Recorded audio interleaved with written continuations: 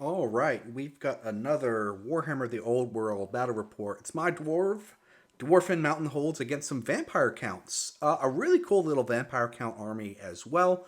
2,000 point battle report here. Yeah, I'm really loving Warhammer the Old World. Took me a little bit to get the books and get some of my dwarves painted. But yeah, I'm really enjoying the game. So this is 2,000 points. It's the flank attack scenario. So this is the one that you set up your army and then you pick a certain number of units that get set up on the flanks here. We've also the guy produced some really nice looking terrain, so it's always nice to play on some good terrain here. Yeah, so let's just get into the army lists as well. So for myself, this is the same army I ran last time here. I've got my king. I've run him. I don't go crazy with the runes. I've just got him with a rune of preservation. I've got the rune of stone on him, and he's just got a great weapon. So nothing too fancy with him. I've then got a Thane. I've got the rune of stone of him. I've got a master rune of Grommel. So he's got some defensive, and he's got the master rune of Grundy. This is the 5-up ward for the unit he's in, and the 6-up ward for shooting him well. Really nice rune. Got a rune lord here, so I've upgraded. This is the level. This is the upgraded version. And again, got the Rune of Stone, the Master Rune of Balance, and the Rune of Spell Breaking. So this army actually, I don't go crazy with like the Anvil. I just like the Rune Lord in him. I love that he's got Armor Banged 1. That's really nice. He gives Magic Resist 2 to the unit he's in. He's got the level 2, and he's got that Master Rune of Balance and the Spell Breaking. So this army does pretty well about sort of canceling spells as well. For my core, I've just got a 6-man and a 7-man unit of Thunderers. You're gonna notice in my particular dwarf army, I don't give my Thunderers like great weapons or shields. I just keep them basic, just to play them more specialized as to shooting units. I've then got 17 Longbeards. And for these guys as well, they come with Grommel weapons, so I just give these guys shields. I really like them just with their I just like them with their shields. So yeah, really good for them as well. Continuing on, we get some dwarf warriors. Dwarf warriors as well. I've just got them with their shields as well. And I'm sorry, these guys have got great weapons. So I've got these guys with great weapons. And yeah, they're a super solid little unit. They're more. I run them with great weapons because I think this is more of a unit that is generally going to die, but I like them, that strength 3 on them. Having that strength 5 when they attack, I think is pretty solid here. And it's 145 is still pretty beefy for the unit.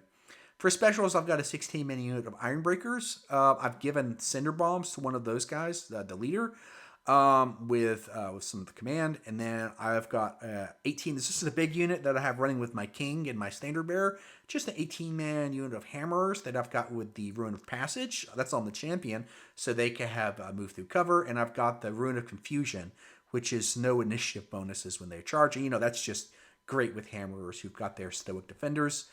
So yeah, the hammerer unit with the standard bearer is going to be getting that 5-up ward as well.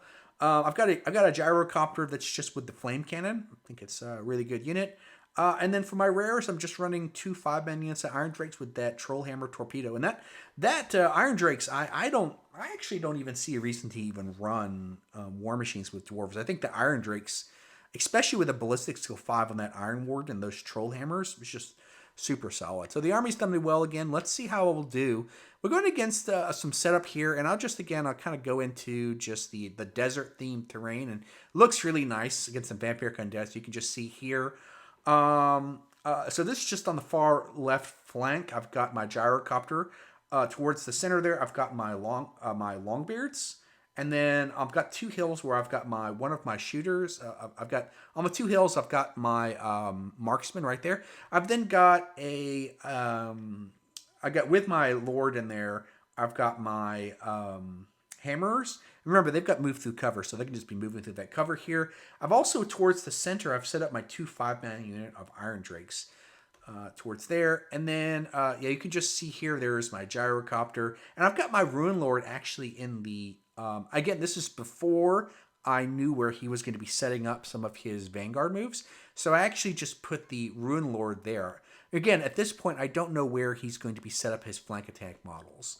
So towards this right here, I actually only put the dwarf heavy infantry on the flank. He put his so on his side, he's got 2 units of wolves. He's got a big blob of zombies on the top right. He's got his mage. That's Heinrich Kimmler in the center, but that's just the mage for him. He's then got a unit. So those are technically Graveguard, but he's just playing them as skeletons. He's then got his vampire in a unit of the, I think it's the Knights, the Black Knights. He's then got a bat swarm right in front of them. And then towards his flanking units, he's got Vargeists. He's got a 5-man unit of the vampire knights, and then he's got 2 more units of wolves. So a lot of chaff units in these wolves. So he's got a pretty, and this is very different than your standard vampire counts, where it's very maneuverable. He's got Vargeists and the bats and those wolves. He's got a lot of reserve moves going on and a lot of cav. In retrospect, I would have loved to have put my hammers. And again, we don't know what's going in quote, the flank attack. So I ended up just being safe and putting my my dwarf warriors there. But I did put my longbeards on the right flank, just to sort of protect that flank. And I'm basically just going to hug that building and use those longbeards to protect my flank here. So that's just how the setup goes. You can just see, I just wanted to show some of his army nice. It's always good to get some nicely painted models with some great terrain. That's just his wolves with his vampire cavalry, and then just towards the center. Again, he's got his zombies on the left, and that's his leader. I love that old school Kimmler model. It's great. And then those Graveguard models, that's just skeleton tanks. And then he's got his vampire. You can see it on the right on those Graveguard units as well. I don't go into all. He did get some spells off, but the spells didn't have a huge impact to this game. He cast some spells here and there, but it wasn't that big of a deal. The big thing I think for him is his standard bearer has that D3 removes D3 plus 1 on for crumble checks. That is a super good spell, and we'll get into that as well. That I forgot, and again, I haven't played a lot of Old World, and so I'm still getting used to and that is a really powerful item here. Oh yeah, that's just another picture as well. Really great looking terrain, great looking models. It's always good. I tell you, it's so good to be playing some Old World. I just love it here. Okay, and that's just another picture as well. And you can see here, he put a lot of his faster units on the flank, while I just really committed. Luckily, I picked the right flank, and I've just got that dwarf unit there as well. All right, and that's just a picture of the center of the board here. Luckily, I have my Iron Drakes there, and they're going to be moving on that hill and sort of shooting what they need. So this is just my Vanguard move, where I just move up my gyrocopter. All right, and I think he had some Vanguards, which I think it was the dogs, I believe. Yeah, and that's just his Vanguard move as well. All right, turn one. Top of turn one, I do get to go first. And yeah, the first thing I do is I just move the army forward. I just move up 6 inches.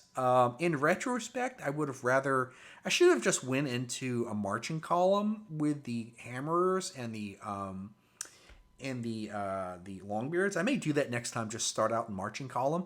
But I just went ahead and just moved up 6 inches. And again, I didn't know where he was going to place some of those faster units, so that's the reason I didn't start off in marching column. Okay, and also didn't know if I was going to go first. Anyway, I just moved forward. I also just moved that gyrocopter up just to try and shoot those dogs, and everything else moves up. I move on to the hill, and I'm basically just going to try to use that building to sort of, those iron breakers and those warriors are just going to sort of use that building to protect that flank, where I'm basically just going to try and go after his flank here. So yeah, that's just a picture as well, me just getting on top of the hill. And yeah, that's just showing the line just move up as well. I don't get any shooting because nothing is in range. And also my Rune Lord, he leaves the, what he does is he leaves the Longbeards and he moves into the Hammerers as well. All right, the only thing I did is I flame cannon to the dogs. I only killed one of them. So yeah, that's it. And it's the bottom of turn one, and the vampire counts get to go first. So one thing, the only charge he has is he sends his dogs into my gyrocopter, which I think is fine to do. And then this is pre-reserve move. So again, he's got these, I forgot what it's called, but he's got the ability to move, and then he's got his movement as well after the shooting phase.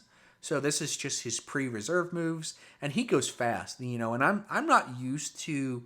I'm still getting used to some of the rules, and I forget just how fast some of these models can move.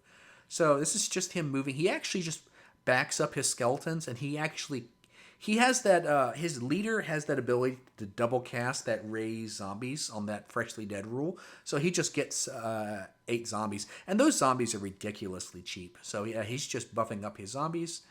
Actually, he doesn't roll great with the dogs, and I actually won combat by 2 and exactly killed the dogs.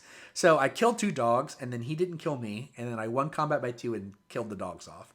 So that was great. That's just me repositioning my gyrocopter. And yeah, this is after his reserve move. So you see those dogs are already behind me. Those dogs are so fast here, already on my flank here.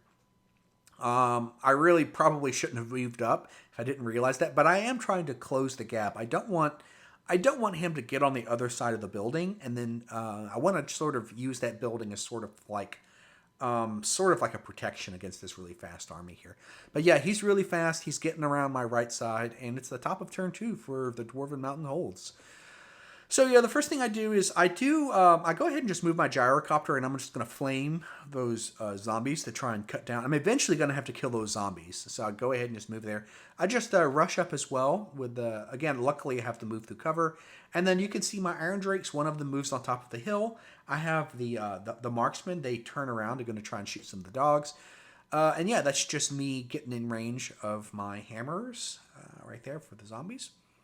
And yeah, I do back off a little bit, just back off 1.5 inches, and then I shoot into the dogs. I want to clear out some of those dogs mainly. I don't want him using those as chaff. So I do shoot some of those dogs, and my marksmen actually shoot the dogs as well. I think I kill a few of them, and then I flame those with the Drake, the steam gun. I flame those zombies. I kill 7 of them, so he's actually up 1 zombie here. So there you go. With all the shooting, I managed to kill 4 of those dogs, but he's unbreakable. And that really sucks because 1 dog is just as good as like 5. He can use that as basically a chaff. So that's annoying.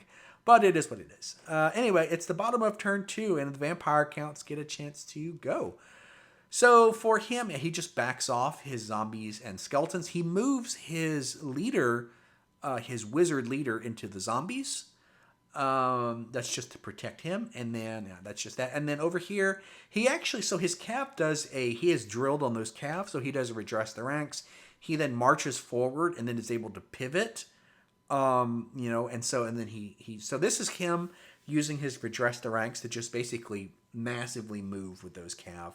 So really, and then he takes his bats, moves them, and then he grabs his Vargeists as well. So he's really using his position to just put my dwarves completely out of position here. Pretty rough. And like I said, I forget just how fast.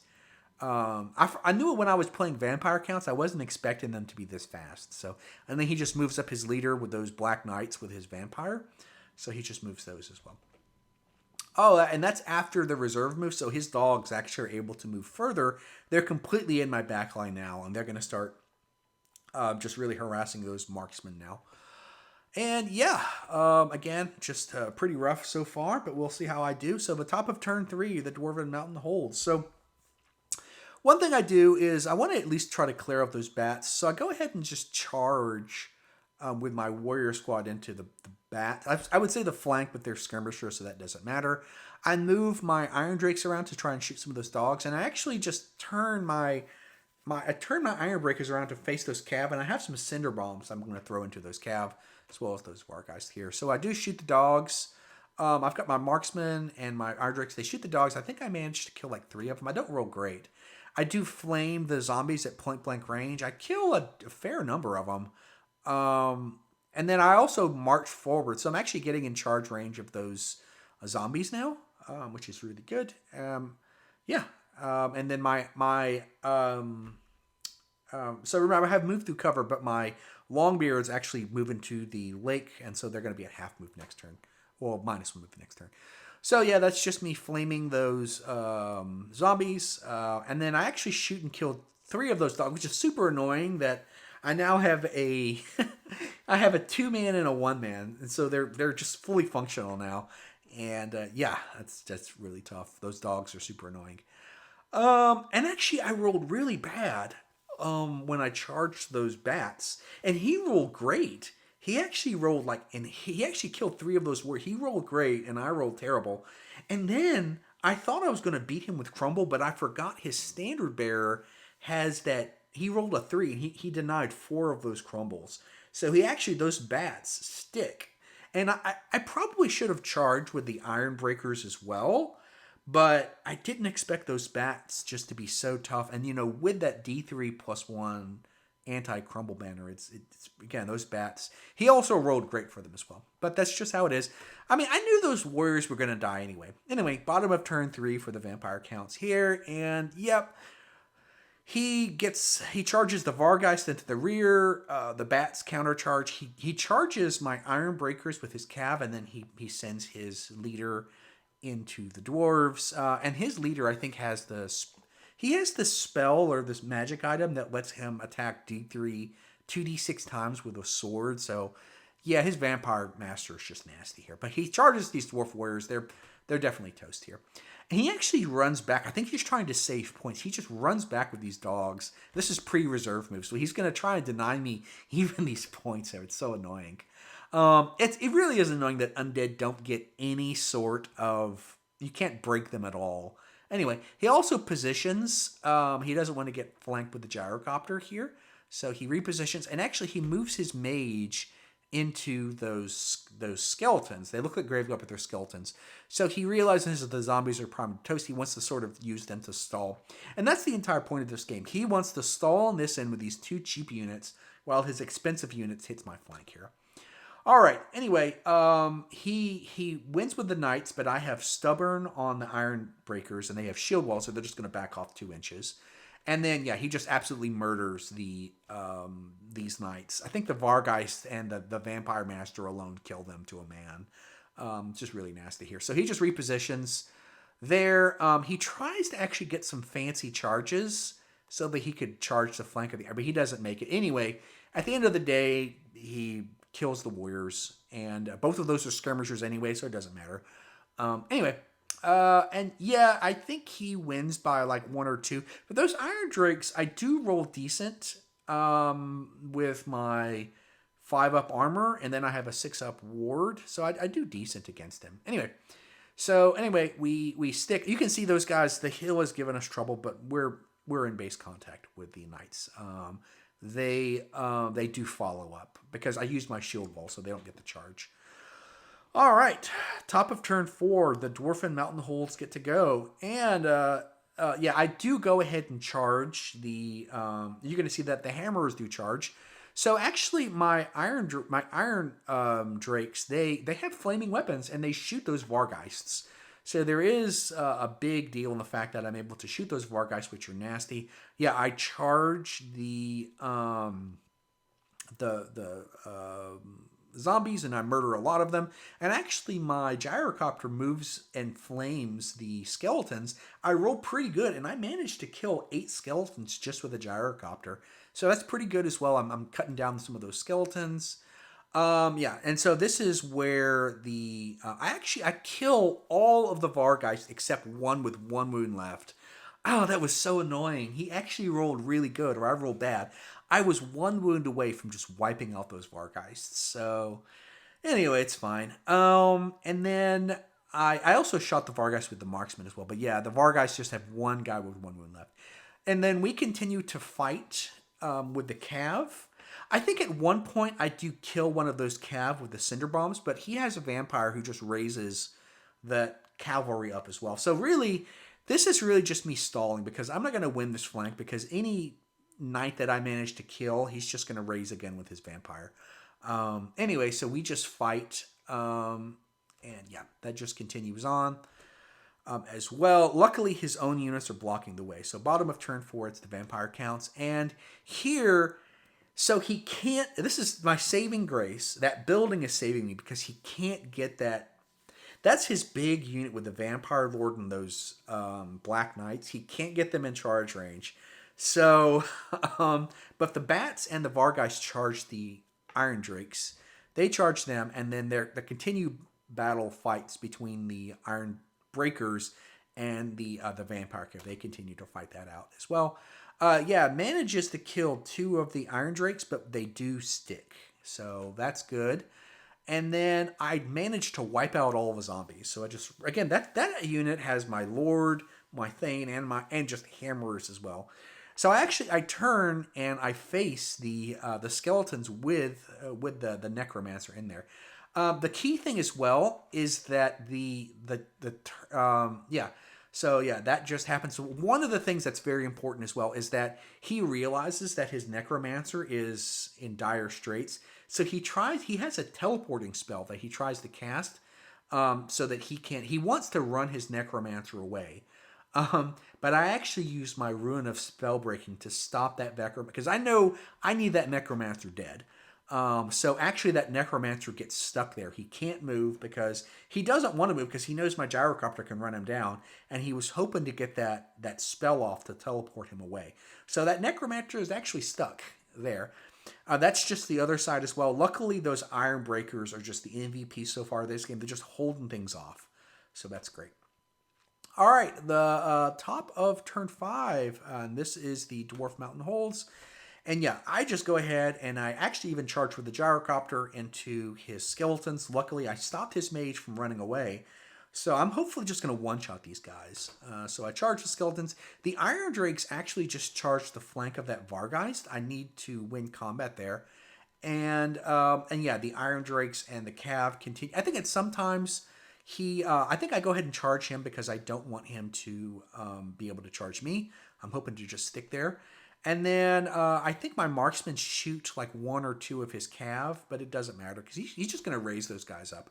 Anyway, yeah, I roll good, and I actually just wipe that skeleton unit out, and I kill the wizard too. So that is terrific because that is his main general.